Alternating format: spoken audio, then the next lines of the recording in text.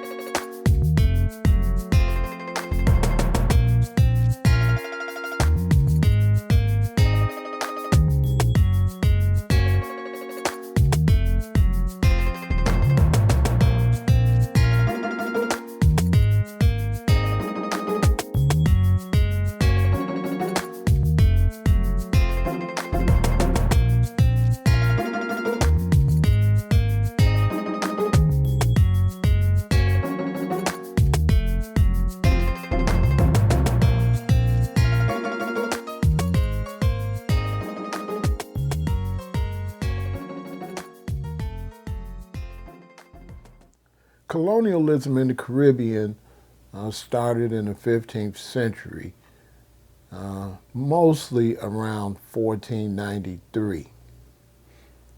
And it was a result of Christopher Columbus landing in the area and claiming it for the Spanish. Now, the Spanish were mostly concentrating on conquering the Inca and the Aztec in South and Central America. But the Caribbean islands were very strategic for them to travel back and forth across the ocean. So the Caribbean really suffered a lot because of these travels back and forth and because of the conquest in South and Central America by the Spanish people.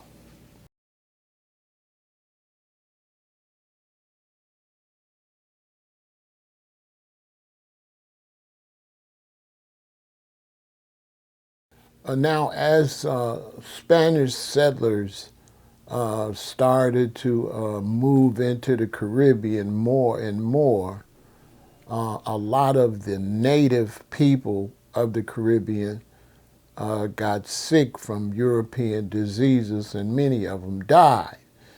And because so many of them died, the Spanish decided to pull out. And this is when you have the French and the British starting to come into the area really heavily in the 1600s, like 1620s through 1630s. And they started to come into the area heavily.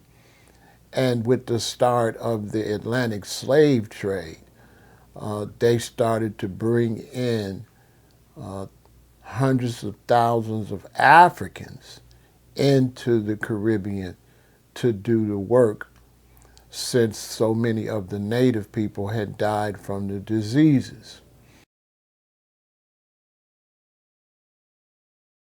And so the Caribbean islands really were the main focal point of slavery and really suffered a serious devastation dealing with slavery and the Africans being brought there from Africa.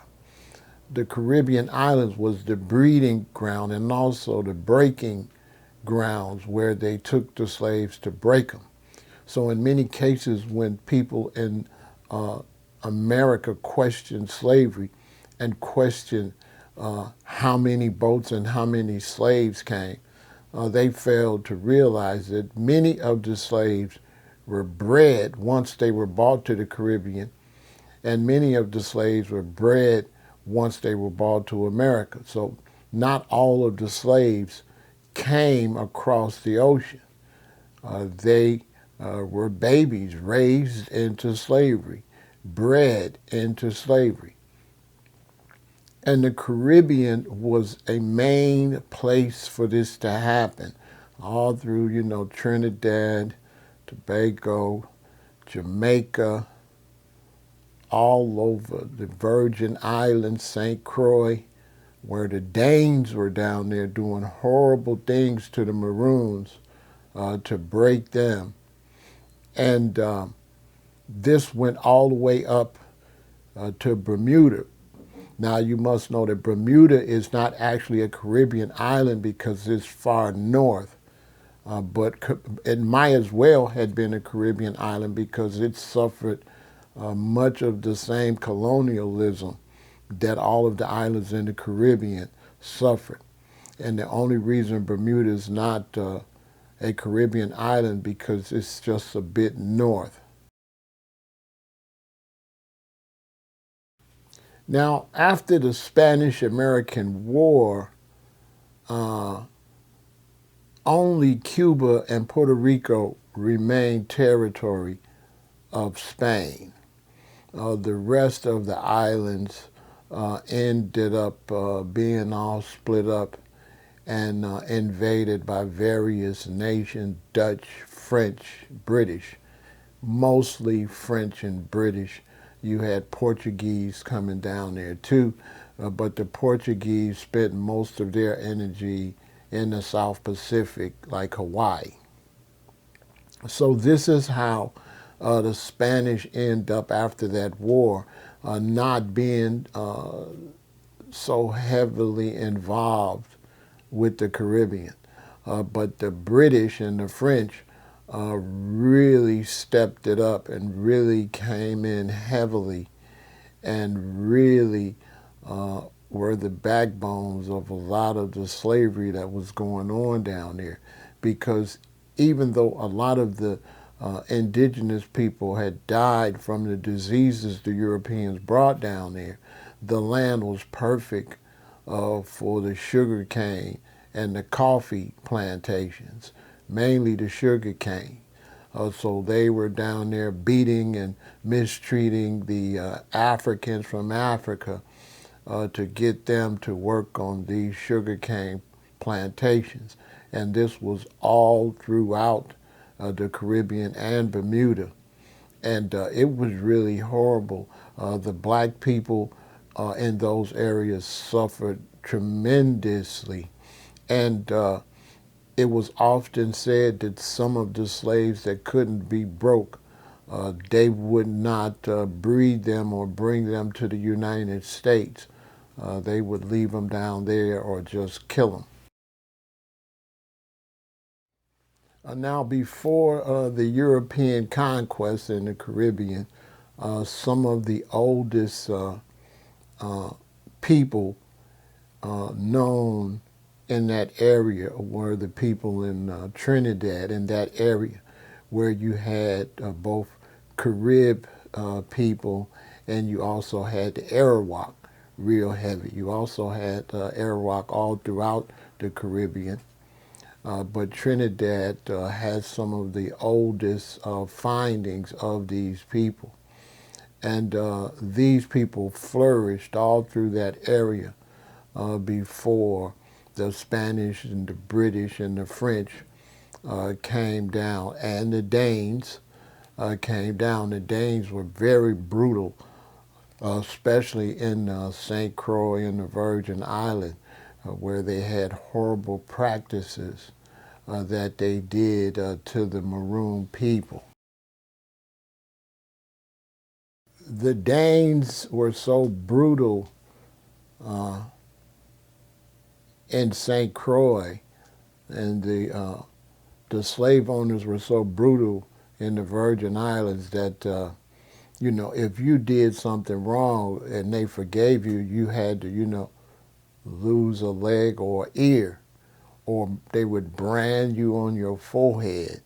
You know, it was a horrible situation all throughout the Caribbean. And some of the punishments was unreal, all down in Jamaica, where they would cut the women's stomachs open and the babies would fall out, and they would stomp the babies to death in front of the women and men and other children.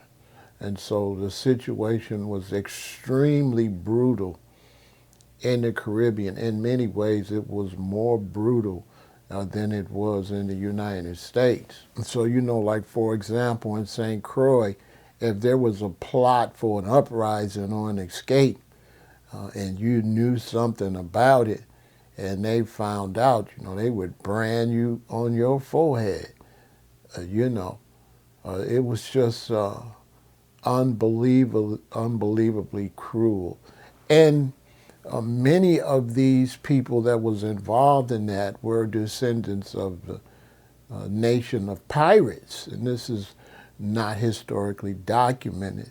But pirates roamed the seas in those days and took slaves, even of their own Europeans, to do the rowing.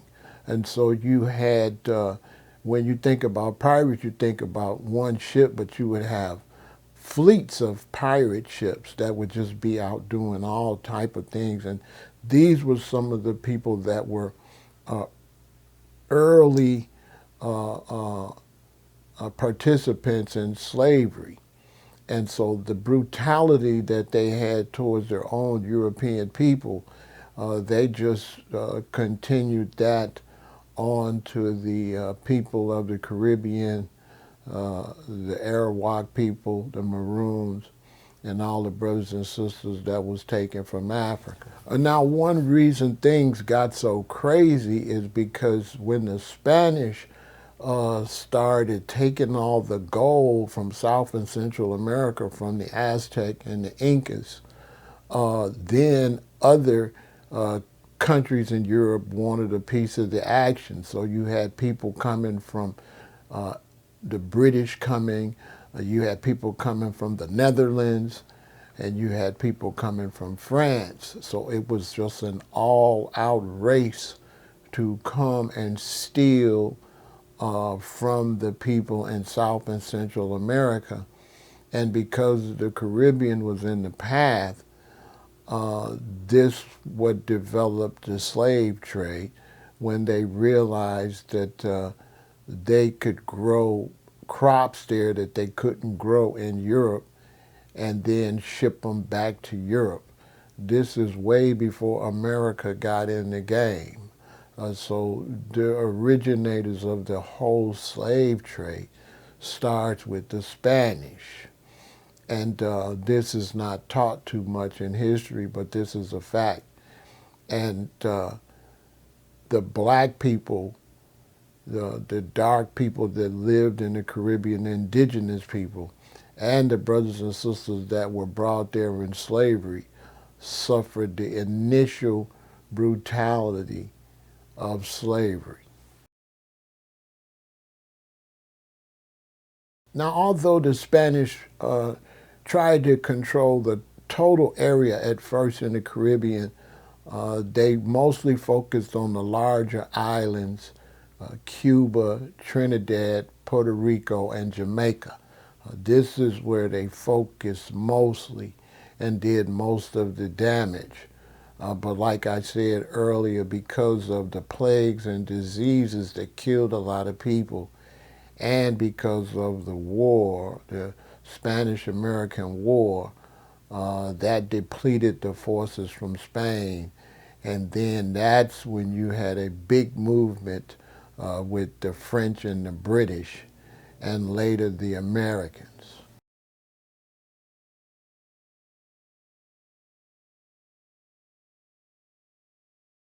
There was a lot of action, and the French and the British and the Spanish really concentrated a lot on Bermuda.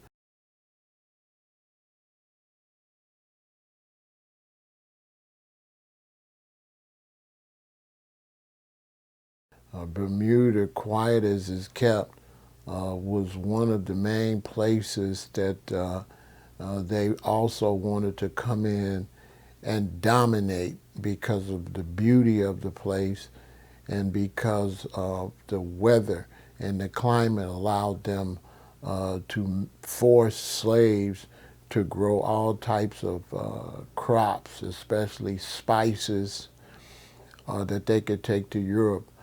In those days, spices and gold were some of the main things people traded for.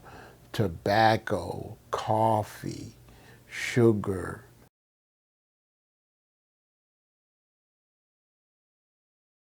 These things were very valuable in Europe, where the climate was not suitable to grow these things, especially up in the Netherlands. And when you start talking about the Danes, that were also very upset with the British because the British had, land that was somewhat better for growing, and the Danes were in a very cold, harsh climate. And this is, if you go back and study, you'll see the major war between the Danes and the British were all about this Viking culture trying to get out of the cold and come down to find better places to live in Europe. And the Danes and the Vikings were known for sailing, so were the Spanish. And so these conquests within Europe spread to conquest of places where black people live, including Africa, the Caribbean, and the brown people of South and Central America.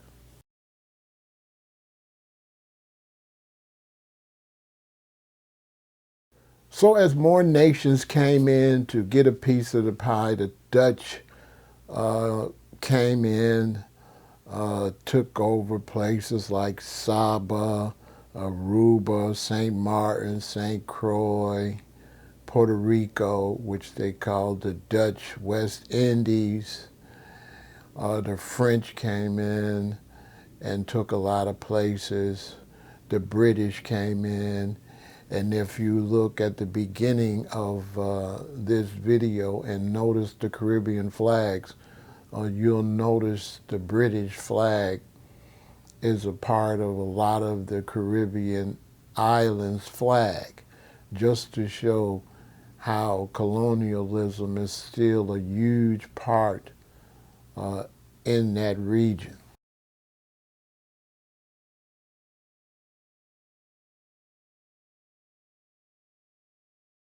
What is known as the U.S. West Indies was controlled by Denmark. It was called the Danish West Indies, which was mostly the Virgin Island. These were the Danes, some of the most brutal people ever, and they brought their brutality from Europe down to the Virgin Islands, especially St. Croix, and lots of horrible things happened to the Maroons on St. Croix during slavery and during that era. So everyone started coming in for a piece of the pie.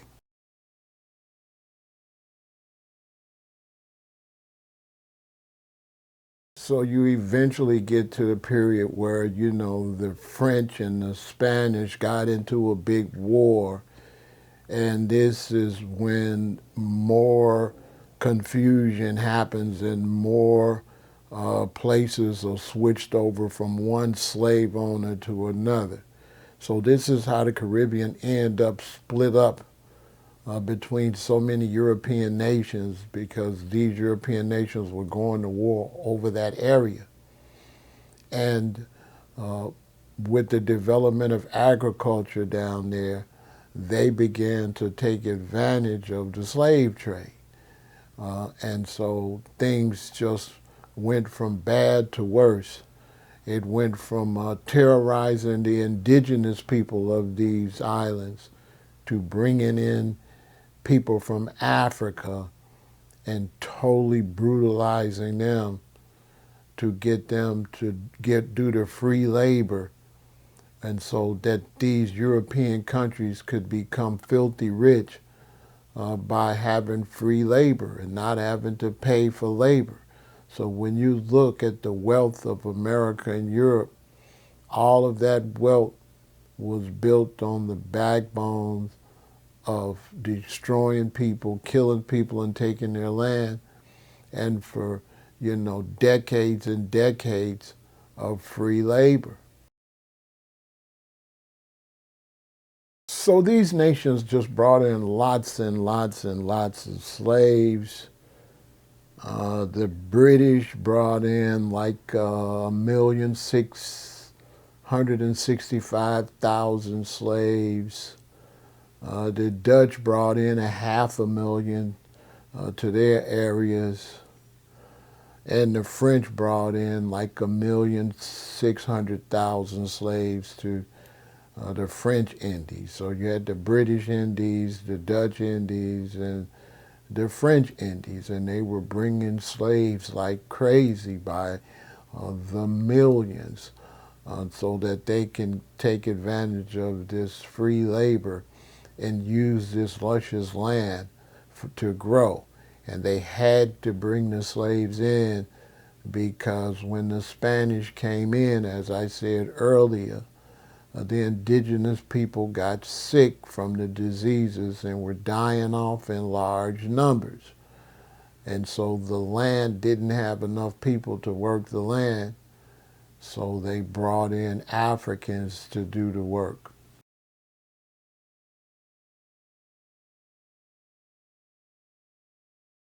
Now when you get to like the 1800s, the British had the Abolition of the Slave Trade Act, like 1807. And so people that were still slaves, that were already slaves, remained slaves. They didn't take any new slaves.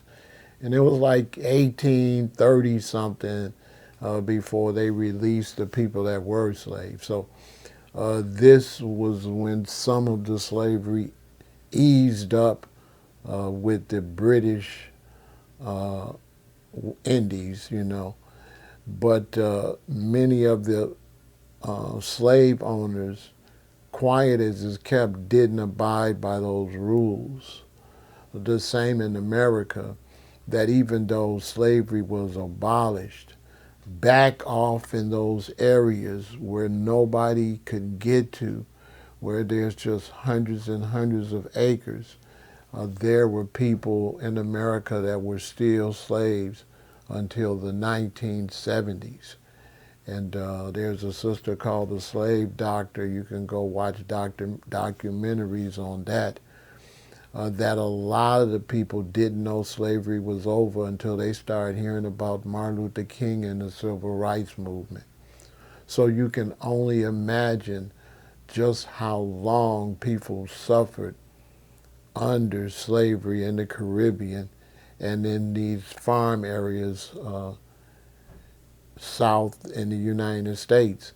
And I wouldn't be a bit surprised if people are still in slavery in many of these places. So in Europe, sugar was a luxury before the 18th century.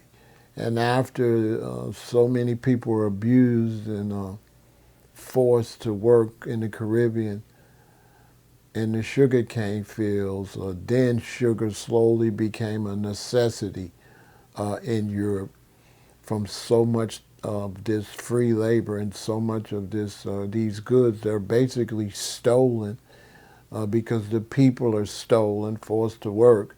They're not paid, and so everything you harvested was stolen.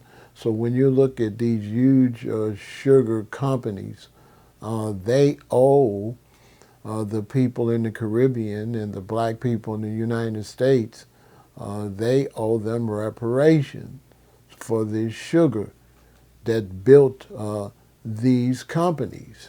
And this is a major problem in the world, that many banks and many companies that grow coffee and tobacco and sugar and cotton, many of these industries never paid the money back that they got from this free labor.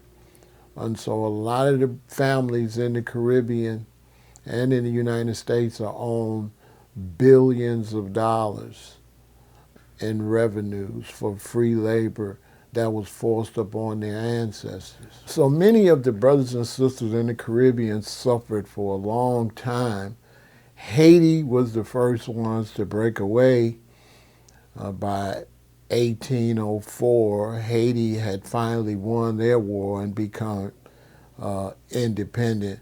But places like Jamaica and Trinidad didn't get their independence until 1962. And so just look at all that time from the 1400s, people being down there, till the 1900s of just brutality. And so even still today, all through the Caribbean and all up in Bermuda, you can see the effects of colonialism in a white-dominated society upon the indigenous Arawak people and the African people that were brought there as slaves. And the police departments for a long time were brutal and all white.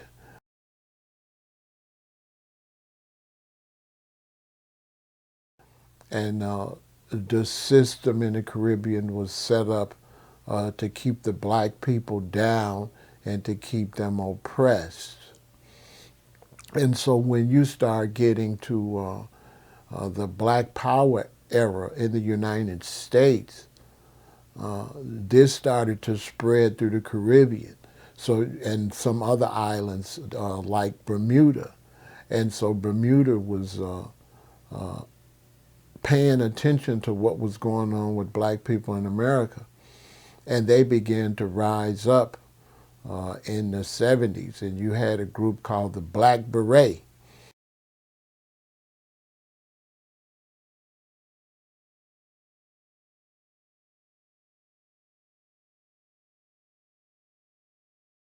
And the Black Beret were basically some Black Panthers in Bermuda that was fighting against the white oppression that was going on the island. And so it's been a long fight for people to rise up. And the system is still not balanced correctly all through the Caribbean, Bermuda, Jamaica, Trinidad, all over. There's gang violence because the power is not quite balanced. And what European nations have done is, instead of openly controlling these islands under the leadership of a country, they've switched their game to controlling it through tourism. And so they're heavily invested into tourism, where they control these various islands. If it's controlled by the French, it's set up for the French people to go there for vacation. If it's controlled by the British, it's set up for the British people to go there for vacation. If it's controlled by the Dutch, it's set up for the Dutch to go there on vacation. And so now the Caribbean islands are controlled through these luxury hotels that are set up really nice on one part of the islands, while the people back in the rural black communities suffer and live nowhere near how they should live. So you can go to a place like Jamaica and you can go to some of the nicest resorts in the world, but then turn around and still have shanty towns and poverty and gang war over economic struggles. So the game in the Caribbean has been flipped, and tourism is now the new forms of exploitation. It's done as far as Hawaii the same way. You know, you can go to Hawaii and you can see the effects of tourism. And on these islands in the Caribbean, the main law that the police uphold is to protect the tourists. They don't protect the citizens. They protect the tourism money and the investment that these Europeans have invested into these islands. So there's a huge imbalance all throughout the Caribbean and in Bermuda, where the people are still under oppression and still under colonialism, but is done through these fancy airlines and these fancy hotels. If you go to the Caribbean, you will notice these rich people that sail their boats down there and dock their boats and live off the boats and live off of the beauty of the island while the people suffer. And the people have to a lot of times have their little booths or whatever and hustle to sell whatever type of novelties they could sell to the tourists. From the Caribbean all to the South Pacific, these places are set up like zoos where you can go, go see the people in the Virgin Island. Oh, go see the people in Jamaica. Go see the Rastas. Go see the reggae. Go to Trinidad, see the people. So they have people there that to make a living are a part of the exploitation. You know, I was watching a commercial, and I'm not going to say from who, but it was one of these tourists where you go on cruises. And the commercial they had for the cruise, it showed all Europeans and whites on the vacation. And it showed all black people in the Caribbean as servants, opening the doors, bringing you a drink, okay, servicing you.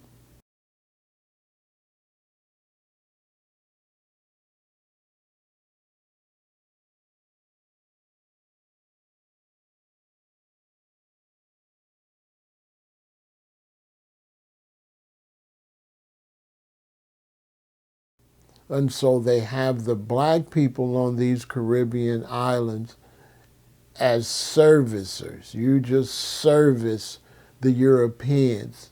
And the Europeans come and live the wonderful life of a rich person or a successful person. And the black people are portrayed as nothing but servants. And this is modern day colonialism still going on all throughout the Caribbean and even here in the United States. And it's disgusting. Now, of course, I have solutions, and this is to all the black and brown people throughout the Caribbean.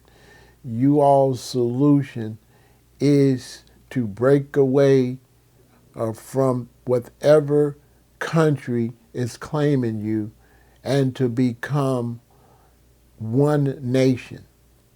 Okay? You must do something new. From Bermuda all the way down, all of your islands, you should become an island nation, one island nation under one island flag.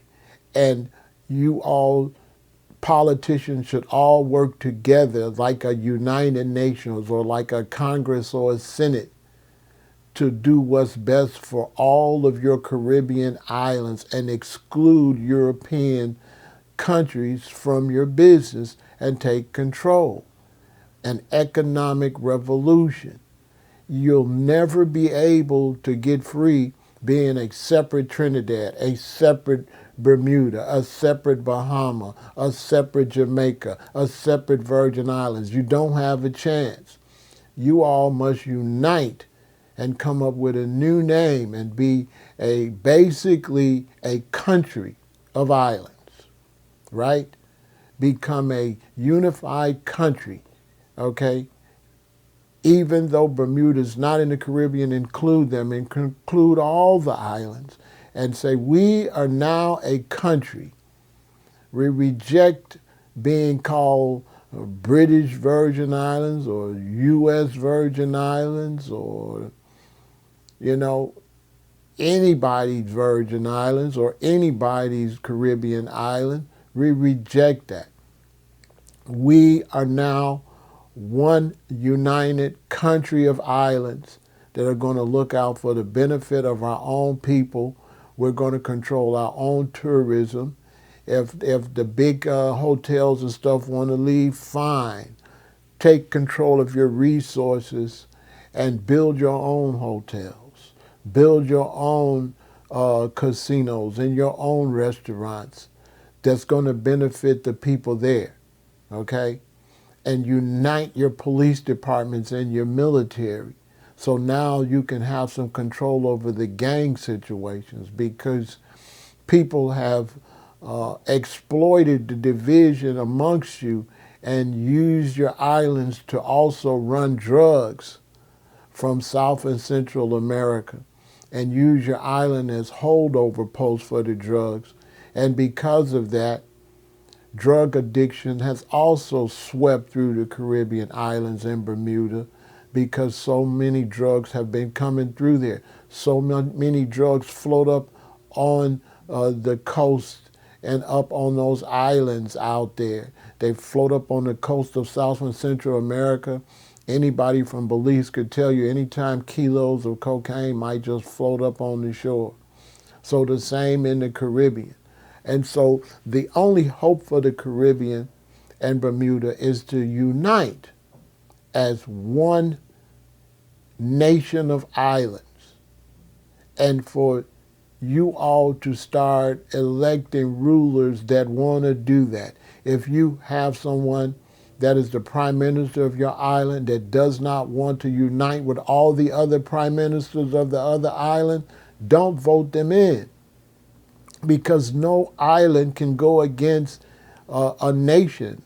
No island can go against France. No little island can go against America. No little island can go against the Dutch or the British. But together, you can go against them and take your power and your clout and start working with black people from Africa that should also unite, and working with black people in America and create a black tourist industry. If whites want to come, fine. But it's time for us to do for ourselves. So start catering to African Americans that's making money to come to your island. Start setting up your own cruises, buying your own ships, where you have cruises that could take you to every island. And you can go pick the islands you want to go to on a cruise, and it's all in-house. None of the money's going to the British. None of the money's going to the Dutch and the French, to the Hyatt Regency, and to these hotels that have no interest in putting any money back into your island. They're taking the money out and they're sending it to their countries where their family is, and they're creating generational wealth for the people of the Hilton hotels and the Hyatt Regency hotels and these fancy hotels. It's not for your benefit. It all starts with leadership. The leadership in these countries in Africa. The leadership on these islands all through the Caribbean and Bermuda must start getting on one accord if you want to be able to take care of your people. Or you're going to look up and you're going to always still have crime.